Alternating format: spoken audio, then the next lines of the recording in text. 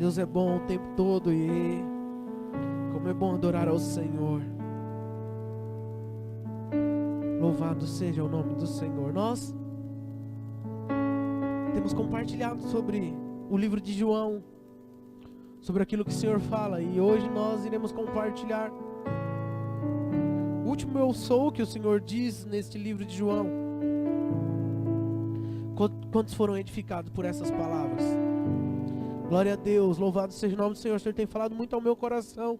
Eu tenho certeza que hoje o Senhor, como nós costumamos dizer, né, vai fechar com chave de ouro. Amém? Glória a Deus.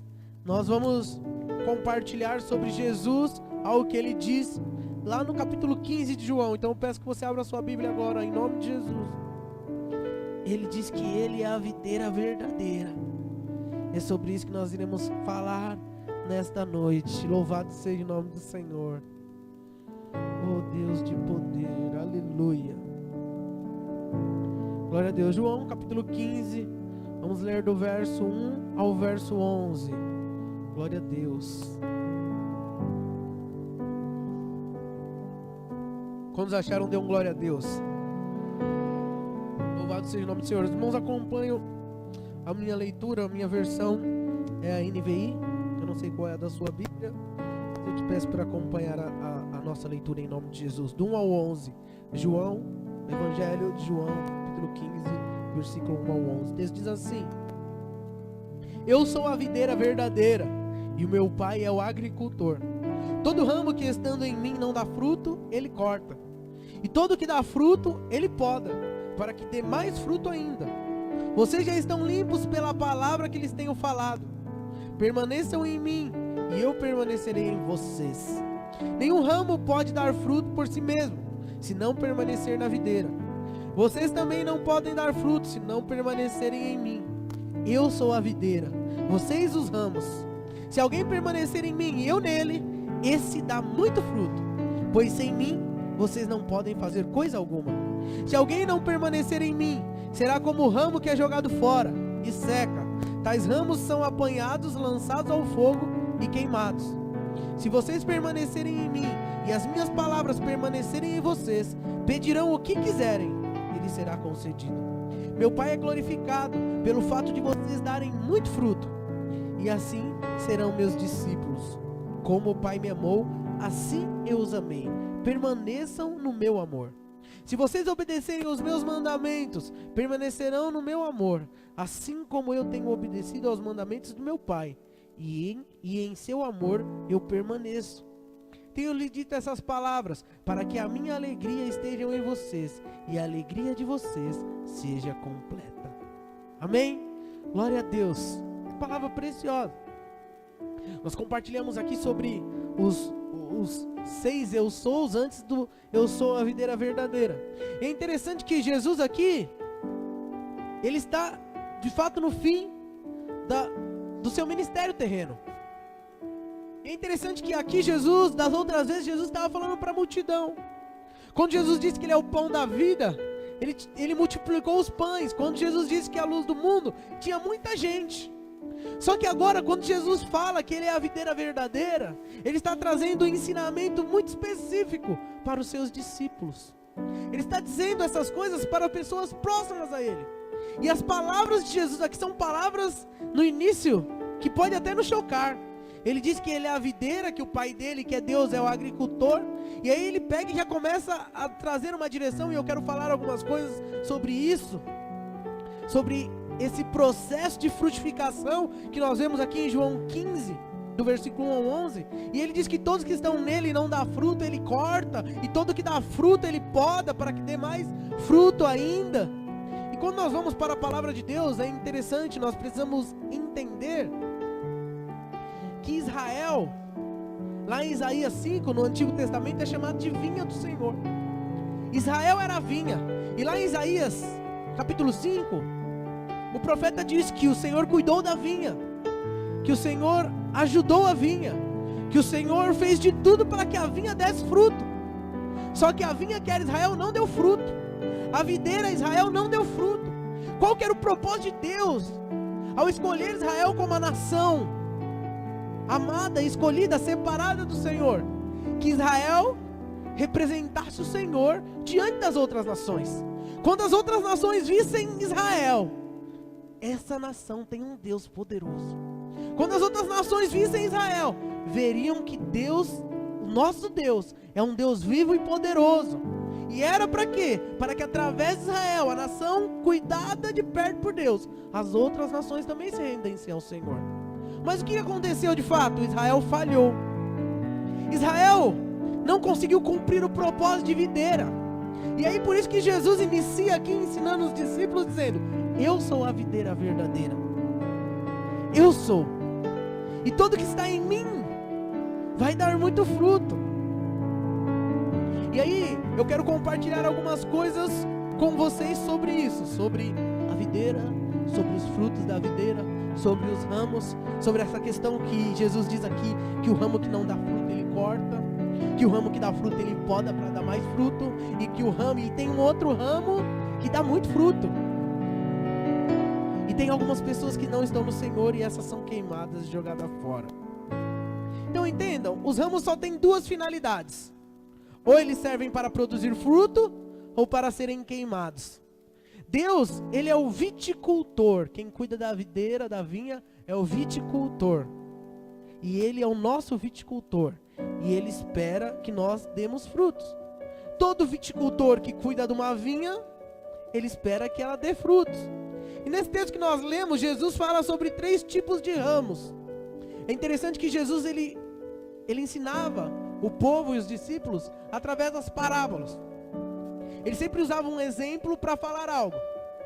E como eu falei aqui da multiplicação dos pães, e ele falou que ele era o pão da vida, muito provavelmente Jesus, quando estava passando, caminhando com os discípulos, ele deve ter visto uma videira. E aí ele pegou, deve ter apontado para a videira e falado: olha, eu sou a videira verdadeira. E aí Jesus começou a explicar, nós vamos falar um pouco sobre isso aqui. Jesus falou sobre 3 tipos de ramos. Um ramo que não tem fruto, um ramo que tem fruto e mais fruto, e um ramo que tem muito fruto. Qual é a importância de nós? Jesus diz que nós somos os ramos e nós precisamos dar frutos. Qual a importância de nós produzirmos frutos? Lá em João 15:16, numa continuação do texto que nós lemos, ele diz assim: eu vos escolhi a vós outros e vos designei para que vades e deis fruto, e o vosso fruto permaneça. Foi Jesus quem escolheu cada um de nós. Não foi você que escolheu Jesus. Fala para a pessoa do seu lado: você é escolhido de Deus. Tenha certeza disso. Ele te escolheu. Só que entenda, ele te escolheu com um propósito. Qual o propósito de Jesus em te escolher? Ele diz aqui: eu vos escolhi a vós outros e vos designeis para que vades e deis frutos. Esse é o propósito de Deus. Nós estamos aqui para cumprir o propósito, o sonho de Deus, de dar fruto, de trazermos a glória do Senhor para a terra, de trazermos glórias a Deus através da nossa vida. E aí eu quero iniciar perguntando para vocês: qual é o nível de produção de fruto de nós cristãos hoje? Se Jesus olhar para nós e nos avaliar, o que ele vai falar? Que nós somos a videira que não tem nenhum fruto, que nós somos o ramo que não tem nenhum fruto, a videira é Jesus, que nós somos a videira que dá fruto, mas que pode dar mais fruto, ou que nós somos a videira que dá muito fruto? Eu quero falar sobre esses 3, vamos dizer assim, essas 3 cestas. A cesta que está vazia, que não dá nenhum fruto, a que dá fruto e pode dar mais fruto, e a cesta que dá muito fruto. Primeiro, nenhum fruto.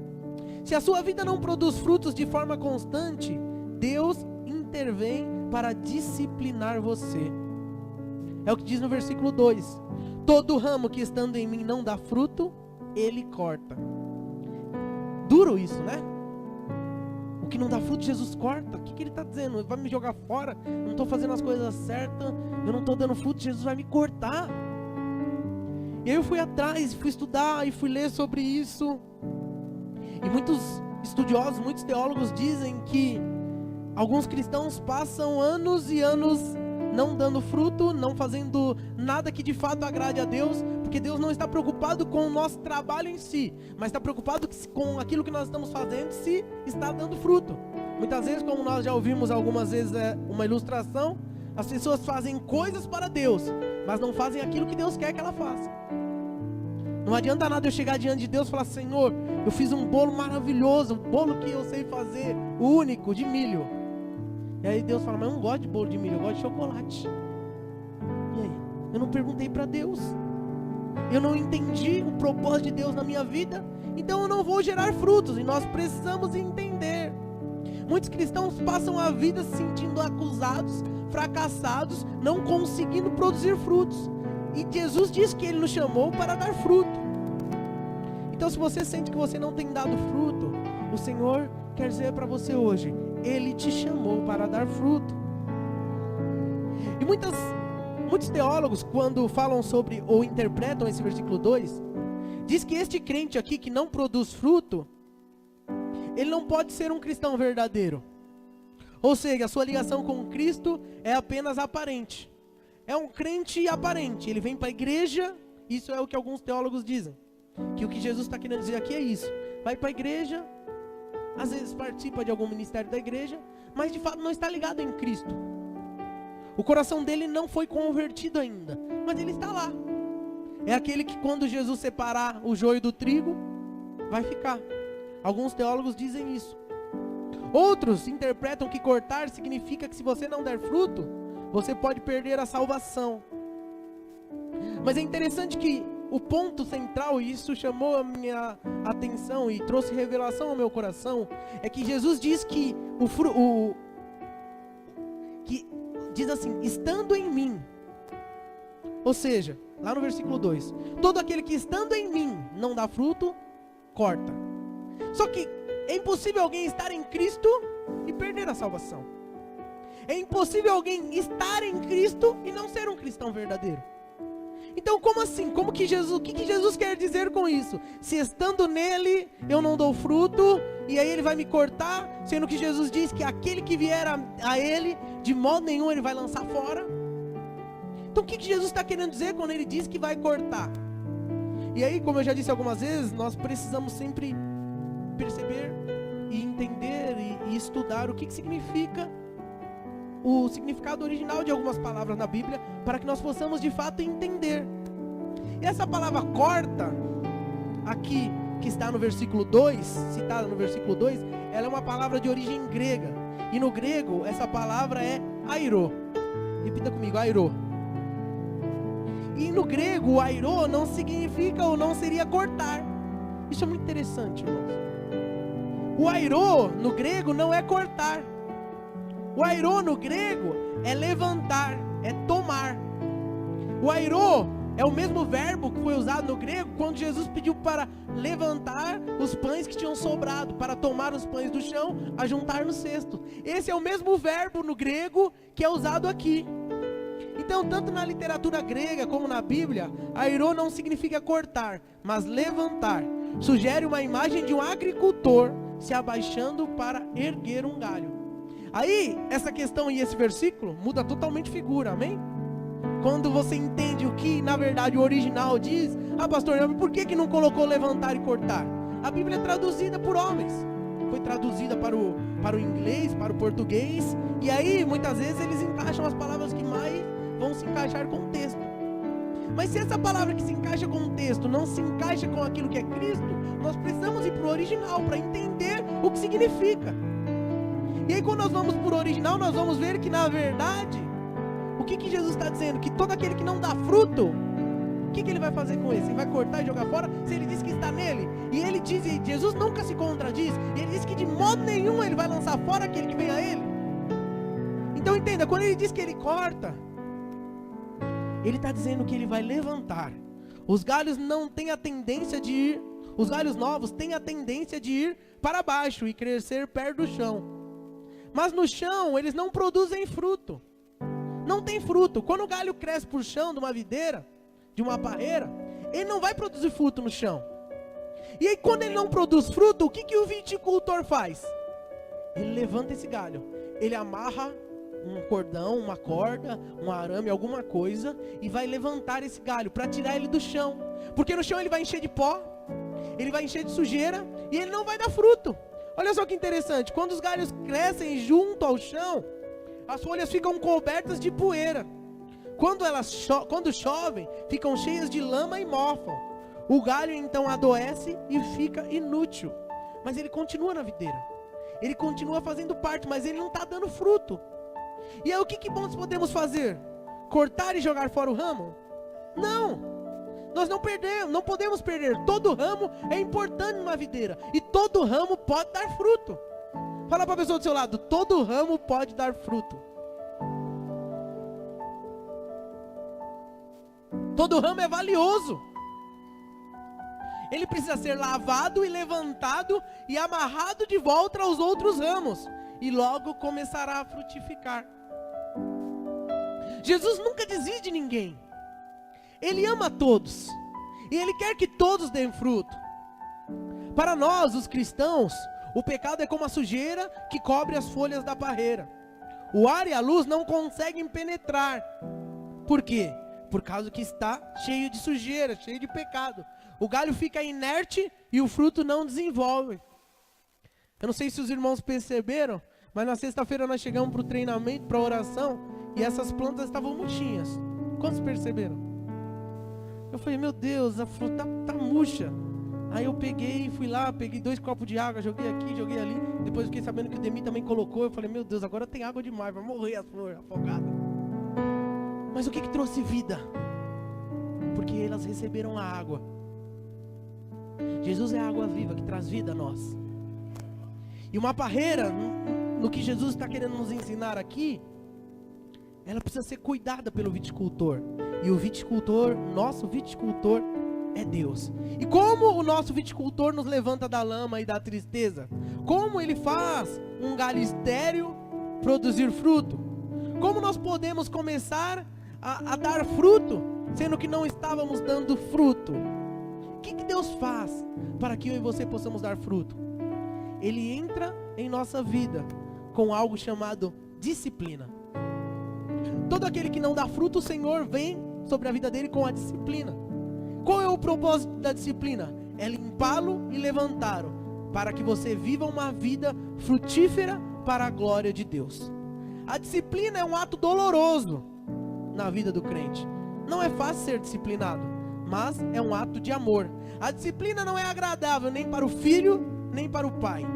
Mas a disciplina é a demonstração de um amor responsável. A disciplina é um método de Deus para tirar você da esterilidade.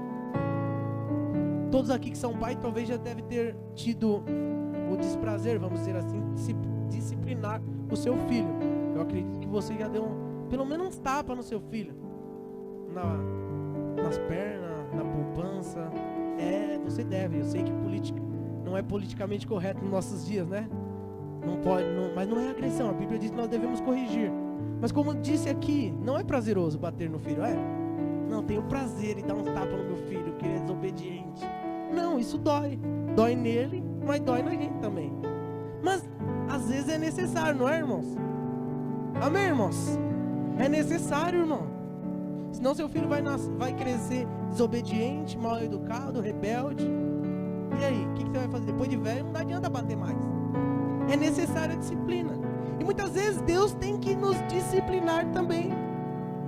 Lá em Hebreus 12, versículos 5 e 6 diz assim: vocês esqueceram da palavra de ânimo que eu lhes dirigi como a filhos? Meu filho, não despreze a disciplina do Senhor, nem se magoe com a sua repreensão, pois o Senhor disciplina quem ama e castiga a todo aquele que aceita como filho. O que ele está querendo dizer aqui? Que Deus ele toma a iniciativa de corrigir os filhos que se desviam, assim como o viticultor toma as medidas necessárias para corrigir o galho que está para baixo. Como pai, o Senhor nos disciplina. E continuando lá em Hebreus 12, o versículo 11 diz assim: nenhuma disciplina parece ser motivo de alegria no momento. Todas as vezes que eu precisei ser disciplinado, não fiquei feliz no momento. Ou você ficou, nossa, que feliz que eu estou, meu pai me bateu. Nossa, foi maravilhoso. Não. E aí a Bíblia nos ensina, olha só o que diz, versículo 11 de Hebreus 12. Nenhuma disciplina parece ser motivo de alegria no momento, mas sim de tristeza. Mais tarde, porém, produz fruto de justiça e paz para aqueles que por ela foram exercitados. Sempre que Deus nos disciplina, Ele tem um propósito: nos ensinar algo, nos levar novamente para o caminho, nos mostrar que aquilo que nós estamos fazendo é errado. E às vezes Deus tem te disciplinado, mas você é tão rebelde que você não entende que é disciplina de Deus. E aí você acha que você é azarado, você acha que dá tudo certo para todo mundo, para você dá errado. E às vezes Deus está apenas te disciplinando e você não consegue enxergar. Em Hebreus 12, 8 diz assim: se vocês não são disciplinados, e a disciplina é para todos os filhos, então vocês não são filhos legítimos, mas ilegítimos. Sem disciplina, nós não somos filhos, nós somos bastardos, é o que o texto diz. Deus sempre disciplina aqueles que não produzem fruto. É aí que você troca a cesta vazia por uma cesta cheia de uva. É interessante que no texto que nós lemos, nós vemos aqui alguns graus de disciplina, de intervenção disciplinar de Deus nas nossas vidas. O primeiro grau, eu queria falar sobre 3 graus aqui nesse texto que nós lemos de Hebreus, versículos 5 e 6. O primeiro grau é o da repreensão. O texto diz assim: filho meu, não menospreze a correção que vem do Senhor. O que é uma repreensão? É uma advertência verbal. Você fala para o seu filho: não faz isso. Isso é o quê? É uma correção, uma repreensão verbal. Não faz isso. Se seu filho é alguém esperto, inteligente, o que ele vai fazer? Não vai fazer aquilo mais. Porque talvez ele já tenha passado pela experiência de que se continuou, sofreu as consequências. Então a repreensão, primeiro ponto, é uma advertência verbal, é o que diz aqui no texto. Não menospreze a correção, ou seja, Deus está te corrigindo, acorda. Percebe o que Deus está fazendo. Deus está chamando a sua atenção. Olhe, Deus chama a nossa atenção todo domingo. Nós ouvimos a palavra de Deus, na célula nós ouvimos a palavra de Deus, mas aí está o ponto: será que nós ouvimos o que Deus está falando? Com os ouvidos de ouvir? Um segundo grau de intervenção da disciplina de Deus na nossa vida, continuando no versículo 5, diz assim: não desmaieis quando por eles for reprovado. É a reprovação. A reprovação é o ato mais severo da disciplina. Queria dar um exemplo. Por exemplo, você está lá na mesa com os seus filhos. Talvez você seja como eu, tenha alguns filhos, 3 filhos. Você está na mesa lá, todo mundo. Aí tem sempre um filho que é mais ativo que os outros, né? Aí você fala para ele: para com isso, nós estamos na hora da refeição. Você sabe que a hora da refeição é um horário sagrado. E ele continua com gracinha. Você acabou de falar para ele, repreendeu ele com palavra. E aí ele pega e continua desobedecendo. Aí você fala: ó, se você continuar, você vai para o seu quarto e não vai comer. E ele continua. E para piorar a situação, como ele está fazendo muita bagunça, o prato dele cai no chão. Aí, foi reprovado. Você já tinha disciplinado, tinha repreendido. A atitude dele foi reprovada. E o que vai acontecer? O que diz no versículo 6? Açoite. É o que diz. Deus açoita a todo filho a quem recebe. Você deu uma direção, falou: não faça. Você corrigiu ele, repreendeu ele, não ouviu. Deus está nos ensinando. E aí, o que acontece? Chibatada. Não estou falando para você dar chibatada, estou falando que isso é espiritual. Deus está falando que quando você não entende o que Ele fala com você, Ele vai te colocar numa situação mais difícil. Se você não entender, o couro vai comer e nada vai dar certo na sua vida. Porque você é filho de Deus. Não tem como deixar de ser filho. Ele te escolheu. Mas Ele vai te corrigir até que você entre no prumo, até que você aprenda. Às vezes você fala: meu Deus, esse menino não ouve. E às vezes Deus fala: meu Deus, esse menino, essa menina não ouve. E tome. E você tem apanhado de Deus e não aprende. Ouça o que o Senhor tem te falado. Porque Ele não desiste de você. Nós precisamos entender que Deus está pronto, até mesmo para nos açoitar. É o que diz o texto de Hebreus. Por quê? Porque Ele quer que você se encaixe no padrão dEle. Então entenda, aquele que não dá fruto, Deus não desiste dele. Ele vai dar fruto. Vai dar fruto. Nosso Senhor vai o corrigir, vai o colocar na posição certa, vai levantar. Deus quer levantar aquele que não está dando fruto. Deus quer levantar aquele que não está cumprindo o propósito de Deus na sua vida. Amém? Glória a Deus. O segundo ponto é o fruto e mais fruto. É a cesta que está dando fruto. Se sua vida está produzindo algum fruto, Deus intervém para o quê? Para podar você. Olha só que interessante, Deus diz o quê? E todo que dá fruto, Ele poda, para que dê mais fruto. Quantos gostam de planta aqui? Não dá uma dor no coração quando corta a planta? Fala, as folhas da planta. Se você gosta, tem gente que fala até com a planta, né? Tem um relacionamento todo íntimo com a planta. Podar é isso, é cortar muitas vezes algumas folhas que estão boas, que aparentemente não tem problema nenhum, mas só que ela está impedindo o fruto, ou impedindo que dê mais fruto. O viticultor sabe que para ele conseguir mais fruto da vide, é preciso ir contra o quê? A tendência natural da planta. Por causa da tendência da uva em crescer vigorosamente, muitos galhos têm que ser cortados a cada ano. As parreiras podem ficar tão densas que a luz solar não alcança a área em que o fruto deve formar-se. Então ela tem que tirar toda a folhagem, deixar ela livre para que ela possa florescer. E o crescimento da folhagem muitas vezes atrapalha isso. É por essa razão que o viticultor corta os brotos desnecessários, independente de quanto pareçam vigorosos, pois o único propósito da vinha são as uvas. E aí o viticultor ele usa 4 expedientes na poda. Primeiro, ele remove os brotos mortos e aqueles que estão prestes a morrer. Ele garante que o sol chegue aos galhos cheios de frutos.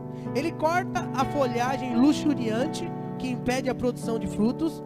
E ele corta os brotos desnecessários, independente do quanto pareçam viçosos. A poda é o meio que Deus usa em nossa vida para frutificarmos mais. A disciplina tem a ver com o pecado. Você peca, Deus te disciplina para que você possa vir a dar fruto. E a poda tem a ver com a nossa vida. A disciplina é para nos corrigir e trazer de volta ao caminho. A poda é para sermos mais produtivos. Deus nos disciplina quando estamos fazendo algo errado. Deus nos poda quando estamos fazendo algo certo. Deus nos disciplina para darmos fruto. Ele nos poda para darmos mais fruto. Na disciplina, o que precisa ser retirado é o pecado. Na poda, o que precisa ser retirado é o nosso eu. Sabe aquele que acha que é bom? Não, eu sou bom demais, já ganhei um monte de gente para Jesus, sou líder, multipliquei a célula, não, agora eu sou o pastor. E aí Deus vem e corta as folhas, para que dê mais fruto. A poda pode até parecer com aquilo que Deus faz com aquele que está caído, mas é diferente. Deus quer que o seu eu seja removido, porque toda a glória do seu fruto é de Deus. E quando Ele te poda, é para que você possa dar mais fruto. Muitas vezes nós falamos, mas Senhor, e agora? Estava tudo bom, estava acontecendo, agora o Senhor tirou, para que você dependa novamente dEle. Nós não precisamos depender das nossas qualidades, daquilo que você acha que isso é bom. Nós precisamos depender de Deus. Os cristãos mais frutíferos são aqueles que mais têm sido podados pela tesoura de Deus.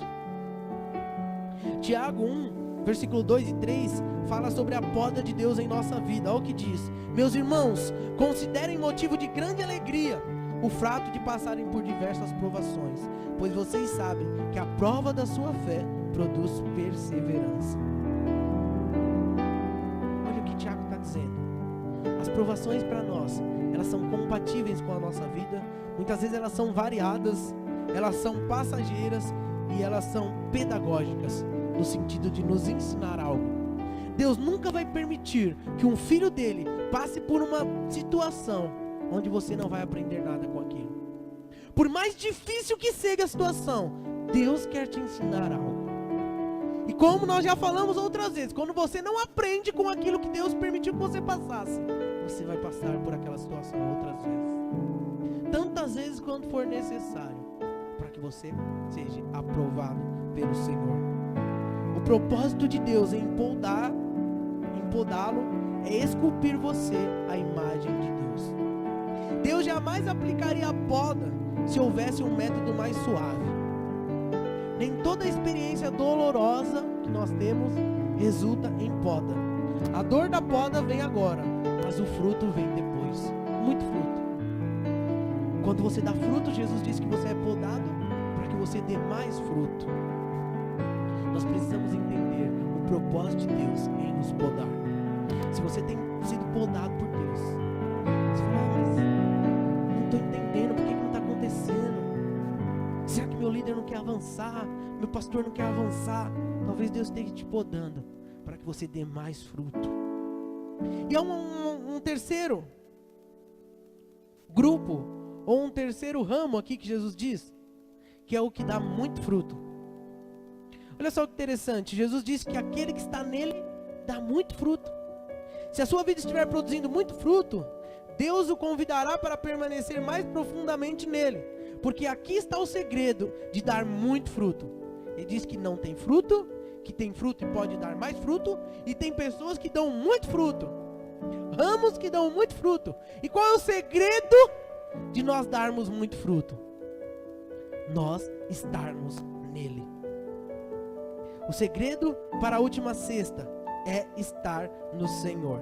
Nós precisamos entender isso, porque se nós não entendermos, nós com certeza iremos falhar, iremos ser reprovados pelo Senhor. Então entenda, o pensamento central de Jesus aqui é o quê?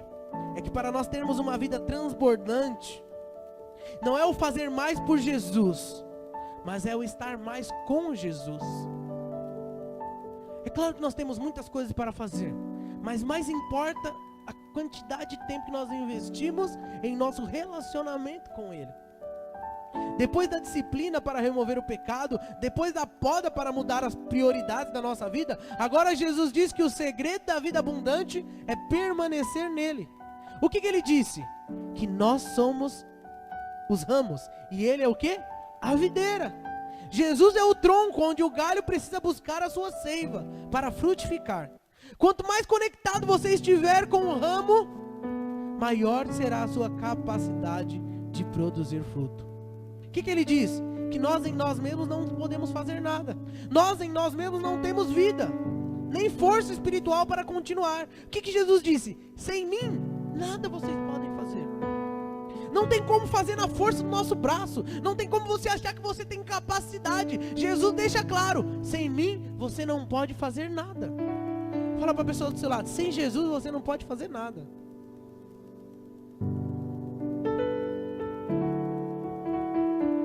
E ao mesmo tempo que nós não podemos fazer nada sem Jesus, o apóstolo Paulo nos diz, tudo eu posso naquele que me fortalece. Nós precisamos entender isso. E como nós podemos ter intimidade, ou mais intimidade com o Senhor, para que nós possamos dar muito fruto? Colocando o Senhor em primeiro lugar, investindo tempo no nosso relacionamento com Ele, orando mais, lendo a palavra, buscando, colocando o Senhor de fato aonde Ele deve estar, em primeiro lugar. Permanecer em Cristo é um imperativo e não uma opção. Ele fala 10 vezes aqui sobre permanecer nesse texto aqui. Deus está mais interessado em nossa vida do que no nosso trabalho. Deus está mais interessado em nosso relacionamento do que em atividade. Ele quer você mais do que as suas obras. Permanecer em Cristo não é o quanto você conhece do natural.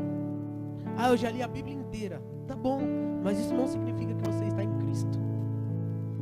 Ah não, eu já fiz todos os cursos que a igreja dá, eu não falto na célula, eu não falto no culto, mas talvez você não esteja em Cristo. Porque se você estiver em Cristo, diz aqui que você vai dar muito fruto. Muito fruto. Permanecer em Cristo é vital para a nossa salvação. Se um ramo não permanece na videira, esse ramo não tem vida. Ele é lançado fora e ele é jogado na fornalha e queima. Perceba aqui, no versículo 6 diz assim: Se alguém não permanecer em mim, será lançado fora à semelhança do ramo, e secará. E o apanham, lançam no fogo e queimam. Olha só que interessante. No versículo 2 diz o quê? Que aquele que não dá fruto, ele corta. Mas não diz que ele é lançado fora. Por isso que você precisa entender o significado do cortar lá do iron. O cortar aqui é cuidar, é levantar.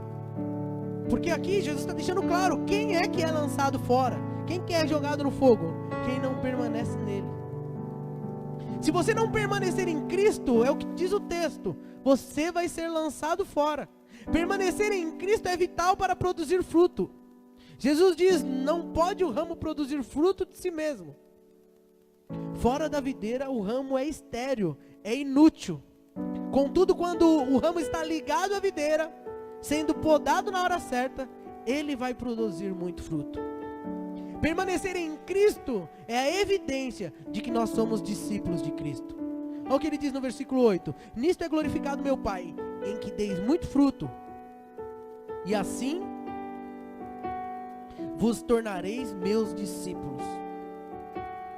Nós precisamos permanecer no Senhor. Assim nós damos fruto e nós somos discípulos dele. Uma vida frutífera é a melhor evidência para os nossos próprios corações de que nós somos realmente discípulos de Cristo. Permanecer em Cristo é vital para você experimentar o fluir do amor de Deus. Só sente o amor de Deus quem está perto dele. Nós já falamos disso. Quem está longe não vai sentir o amor, mas quem está perto sente-se amado. Versículo 9 diz, como o Pai me amou, também eu vos amei, permanecei no meu amor. Quando temos intimidade com Deus, sentimos o quanto somos amados, e então teremos pressa para estar novamente na sua presença. Jesus deseja compartilhar a sua vida conosco. Permanecer em Cristo leva consigo a promessa da oração respondida. Versículo 7 e 8 diz, se permaneceres em mim e as minhas palavras permanecerem em vós, pedirei o que quiserdes e vos será feito. Às vezes nós achamos que Jesus, ou o nome de Jesus, é como se fosse um ritual. E a pessoa fala, não, é só falar no nome de Jesus que vai ser resolvido. É só orar no nome de Jesus que vai ser expulso o demônio. Não! Se você não estiver em Cristo, não adianta nada falar o nome de Jesus. Para que nós possamos desfrutar das bênçãos do Pai, nós precisamos estar nele, porque só estando nele, o nome dele tem poder na sua vida. Quando você está nele, você vai orar por alguém em nome de Jesus e aquela pessoa será curada. Você vai orar em nome de Jesus e aquela pessoa será liberta. Mas para isso, você precisa estar nele. Jesus não é uma lâmpada mágica que você esfrega e em nome de Jesus e acontece. Não. Mas ele diz, se permaneceres em mim e as minhas palavras permaneceres em vós, pedireis o que quiseres e vos será feito. Sabe por quê? Porque ele é o Pai, um Pai bom.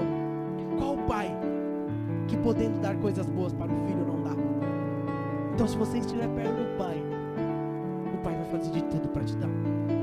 Quando você tem condições e seu filho te pede algo, o que você faz? Você dá. Você faz um sacrifício. Você compra em prestação, você passa o cartão. Por quê? Porque é seu filho. Nosso Deus tem tudo para nos dar. Mas para que você receba dele, você precisa permanecer nele. Permanecer em Cristo é impossível sem obedecer a ele. Olha o que diz o versículo 10. Se guardardes os meus mandamentos, permanecereis no meu amor. Muitas pessoas dizem, não, eu estou em Cristo, eu estou junto, eu faço parte, mas não obedece ao Senhor. Quando é colocado em prova, refuga. Quando Deus coloca na situação da prova, sai fora. Permanecer em Cristo é prova quando nós obedecemos a Ele. Damos prova quando nós obedecemos a Ele. Permanecer em Cristo é o caminho para a alegria. Quando nós estamos em Cristo é impossível ser infeliz, irmão. Se você está vivendo uma vida infeliz, saiba, é porque você não está em Cristo. Porque em Cristo é impossível você ser infeliz. Ele diz isso aqui no versículo 11. Tenho-vos dito estas coisas para que a minha alegria esteja em vocês e a vossa alegria seja completa. Ou seja, quando você está em Cristo, não tem crise. Não tem problema que roube a sua paz, que roube a sua alegria. Jesus te chama para perto dele. Ele quer que você permaneça nele todos os dias da sua vida, porque é isso que vai trazer alegria, é isso que vai trazer a paz. Não é vir à igreja todos os domingos, não é apenas ir na célula, é permanecer nele. Sabe por que muitas vezes você se sente vazio? Porque muitas vezes você fala, eu fui na igreja e Deus não falou nada comigo. Eu não consigo sentir Deus, porque você não está nele. Você deve estar nele. E talvez ele esteja te repreendendo, ele esteja ligando muitos sinais de alerta na sua vida. Você está se sentindo vazio, sem expectativa de adorar a Deus, porque você não está nele. Permanecer em Cristo é o caminho para a alegria. Quantos querem ser felizes aqui? Então permaneça em Cristo, vá para Cristo. Ele é a alegria, Ele nos satisfaz. Quando permanecemos em Cristo, produzimos muito fruto. O Pai é glorificado. E uma alegria indizível, cheia de glória, enche o nosso coração. Se você estiver em Cristo, as pessoas vão falar, por que você está feliz? Está desempregado? Tem alguém doente na sua casa, você está feliz? Eu estou feliz porque eu estou em Cristo. Ele é a videira verdadeira. Ele vai fazer. E se Ele não fez ainda, é porque Ele está me ensinando algo. Então eu vou ficar aqui parado e quieto para mim aprender. Mas quando nós somos infelizes, quando nós queremos sair, quando nós achamos que Deus está demorando, quando nós queremos que Deus faça da nossa maneira, Ele é o Pai. É o Pai que direciona. Ele não é direcionado por nós. Ele não faz aquilo que nós queremos. Ele faz aquilo que Ele acha que deve fazer, porque Ele é o Pai. Quem dá ordem na casa é o Pai. Quem dá direção, quem é o responsável por isso é o Pai. Nós precisamos entender isso. Certa vez Jesus estava indo para Jerusalém e ele teve fome. E a Bíblia diz que ele olhou para uma figueira e viu naquela figueira muitas folhas. E ele foi procurar fruto naquela figueira e não achou fruto. Aquela figueira anunciava que tinha fruto, mas não tinha fruto. Era bonita, era vistosa, parecia que era, mas não era. E quando Jesus chegou próximo daquela videira e viu que não tinha fruto, ele amaldiçoou aquela videira, fez-a secar e ela nunca mais produziu fruto. Deus espera de nós frutos e não folhas. Deus não olha para a aparência, Deus olha para os frutos. Ele não se contenta com a aparência, Ele se contenta apenas com os frutos. Será que você consegue se identificar com alguma dessas cestas? A cesta que não está dando fruto, a cesta que está dando fruto, mas pode dar mais fruto, ou a cesta que está dando muito fruto. Você é um ramo que está produzindo algum fruto, mais fruto ou nenhum fruto? Eu não sei, eu não conheço a sua vida. A Bíblia diz que nós somos conhecidos pelos nossos frutos. É os frutos que dizem. Não adianta eu falar bonito, não adianta eu me vestir bem, não adianta eu ter dinheiro, não adianta nada disso. São os meus frutos que vão dizer quem eu sou. A Bíblia diz, pelos frutos vocês serão conhecidos. Quais são os frutos que nós estamos dando? Você tem dado fruto? Nenhum fruto? Muito fruto? Pouco fruto? Fruto demais? É tempo de nós avaliarmos, porque nós estamos ligados na videira. O Senhor é a videira. O Pai, o nosso Deus, quer encontrar em nós muitas uvas suculentas. A coisa mais importante para você dar fruto é você ter intimidade com Cristo. Estar com Cristo é mais importante do que trabalhar para Ele. Aí você fala, então eu vou ficar orando em casa e jejuando, pastor. Não, porque quando você está nele, você vai querer fazer parte da obra dele. É impossível quem está nele não querer fazer. É impossível quem tem intimidade com o Senhor não querer produzir frutos. Jesus disse para Marta que Maria tinha escolhido a melhor parte, que era estar perto dele. Qual é a parte que você tem escolhido? Eu queria que você se colocasse de pé agora.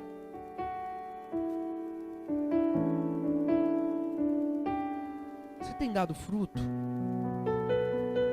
Você tem dado pouco, muito, nenhum fruto? Jesus disse que Ele é a videira verdadeira.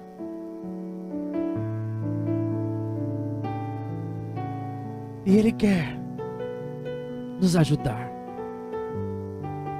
Talvez você esteja enfrentando muitas dificuldades na sua vida. Talvez você nem ache que Deus te considera como um ramo da sua videira. Mas como eu disse aqui, Jesus disse que Ele nos escolheu. Ele escolheu você. Ele nos escolheu. Por que Jesus nos escolheu? Eu não consigo te explicar. Não há explicação, Ele nos amou. O amor de Jesus é incondicional, não depende daquilo que você faz. Mas entenda, Ele te ama. Ele te ama muito, Ele quer mudar a sua vida, Ele quer fazer parte. Ele quer que você dê fruto. Ele quer mudar a história da sua vida, da sua família. Mas para isso você precisa estar ligado nele. Você precisa se entregar para Ele. Você precisa entregar a sua vida para Ele. Ele é a videira verdadeira. Eu queria fazer um apelo aqui agora. Se você está aqui hoje e você ainda não faz parte, ou você ainda não está conectado à videira que é Jesus, eu queria te convidar a vir aqui à frente, entregar a sua vida para Jesus. Se arrepender dos seus pecados, reconhecer Jesus como seu Salvador. Talvez você já conhece a palavra, está distante, está frio, vazio. Hoje o Senhor quer te conectar novamente a Ele, que é a videira verdadeira. Ele quer que você dê fruto na sua casa, no seu trabalho, na sua família. Mas para isso você precisa estar nele. Se tiver alguém aqui que quer estar, que quer vir para perto da videira, que quer se conectar a Jesus, quer entregar a sua vida para Jesus, eu te convido a vir aqui à frente. Eu quero orar pela sua vida. Jesus é a videira verdadeira. Todo aquele que está nele dá muito fruto. Ele veio para que nós tivéssemos vida e vida em abundância. E Ele te dá a oportunidade hoje de entregar a sua vida a Ele, de mudar a sua história. Será que tem alguém aqui no nosso meio